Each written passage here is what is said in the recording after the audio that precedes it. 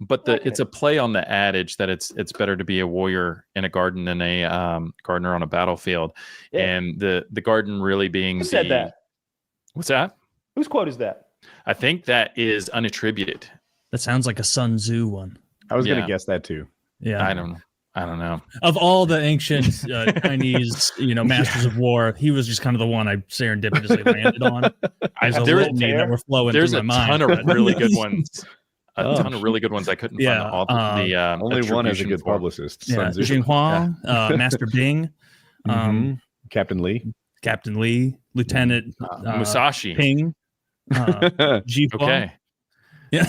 Zach says it's Musashi. Well, very nice. I like. He's got such a cool fucking story. I watched this YouTube documentary that was like 4 hours long about Miyamoto Musashi. He conquered Japan, took it under one flag. At first, I thought Kyle was just pretending to know ancient Asian warlords like Taylor and I. No, that guy's a badass. that guy was an actual badass. Yeah. Yeah, he seems pretty cool. Another one I like. Wait, is he the one that won the duel with the wooden sword? Says he was undefeated in his 62 duels. Okay, this is a different guy than the guy I thought it was, but I also know this guy. This guy would do the kind of stuff that you see in samurai movies. He'd go into a town and be challenged by some punk from the local samurai training school. And he'd be like, I don't really want that heat. And they're like, no, for honor demands. And he'd fucking kill him. And all of a sudden, the next best guy from the school would show up and be like, you got to fight me now. And he's like, you know what? Where's your school? I'll just go there. And he'll kill them all. He'll go to their school and defeat anyone who will fight him. And they'll set up ambushes. He was notorious for showing up late to make his opponents mad. It's very honorable type combat. When one samurai is coming to fight another samurai, the seconds are waiting. You're sitting there meditating under a fucking tree, and he's 6 hours late. This guy's got CP time. And then, so when he shows up, they're furious, and it throws them off balance, fucking cuts him in half. Well, and everybody started to understand that. So they kind of got one step ahead of him, but no, he's 2 steps ahead. The next time he's got a challenge, he's 7 hours late. Early this time. He shows up 7 hours early. Climbs up in a tree and he's watching. He's like, these motherfuckers don't want to fight. They're setting up an ambush, and he just jumps out of the tree and kills them all. He gets challenged by he was 6 feet tall, by the way, in 1200 Japan, which is a giant among men. He gets challenged by by another actual big guy. Finally, a heavyweight has challenged him. Come to this island. We're waiting, pussy. And he's like, all right, I'll be at the island at noon. Well, 6 or 7 p.m. rolls around, and here comes Miyamoto Musashi's boat being rowed by another guy.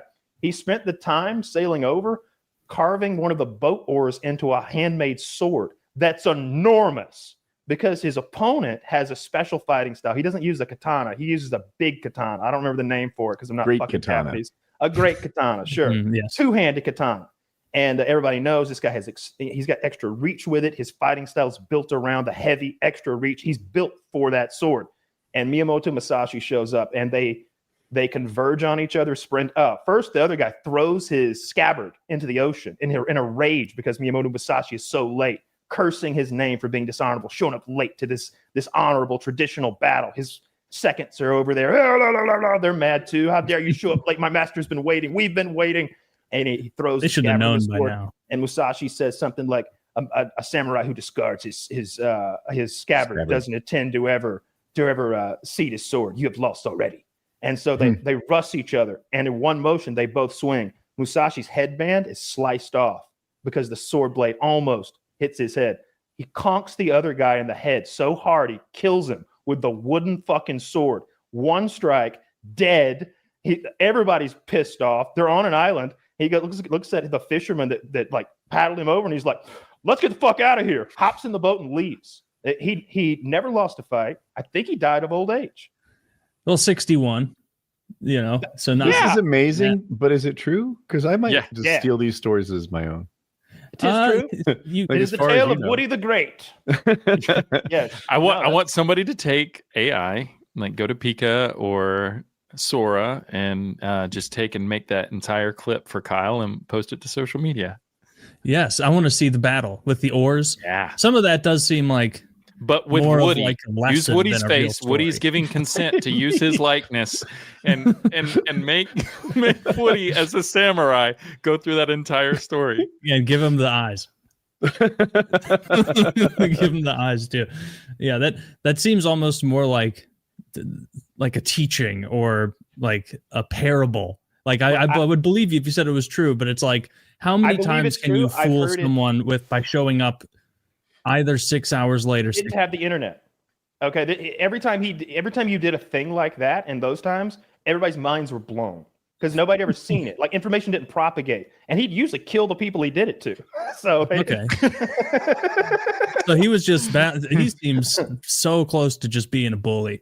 Just going around fucking people up, being like, I defy you. I just killed your strongest swordsman. And they're like, all right, what do we do next? Send the second strongest guy out? This is like a reverse video game. You're going to get fucked up even worse than that other guy. Like, what are we going to do? He was a Ronin.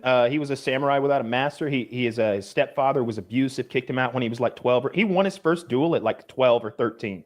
Like he killed a man with a sword in a sword fight. Is that what Ronin means? 12 or 13. No, a Ronin is a masterless samurai. Interesting. I didn't know that. That's sort of a freelance. Freelance dates back to knights without masters who are a freelance. His primary weapon is the lance, so it's up for bidding to the highest bidder. Yeah. Yeah. That's well, cool. R.I.P. to Musashi.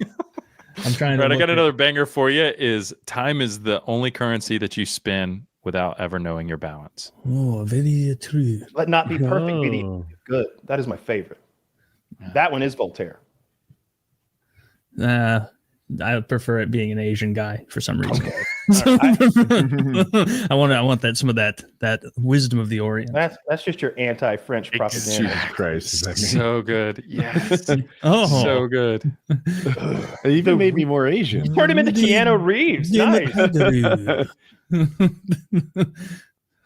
That's gonna be great. Those outfits make me look fat. Do something about it. Better armor, light armor next time. It's gonna be great. There's gonna be a full-on like series of videos of Woody going on this journey. I get into this. I'm trying to look just out of the corner of my eye, learn more about this guy. But this is, sometimes you go to a Wikipedia page for someone and you're like, damn, I thought this person did more. And then other times the opposite. Like this is what I would, in my head, I'd be like, yeah, this is a nice 2-paragraph wiki. No, there's pages about this guy. So maybe the's maybe there's opposite of Henry. There's primary sources to support his life story. When was the time frame? Late 1500s to 1584 to 1645 was his lifespan. Nice. It does not say his height on here, but if you were 6 foot in Japan, I've always read that's big in Japan now. Yes, it would be big in Japan now. Yeah, I've always read 6 feet about him, and that was.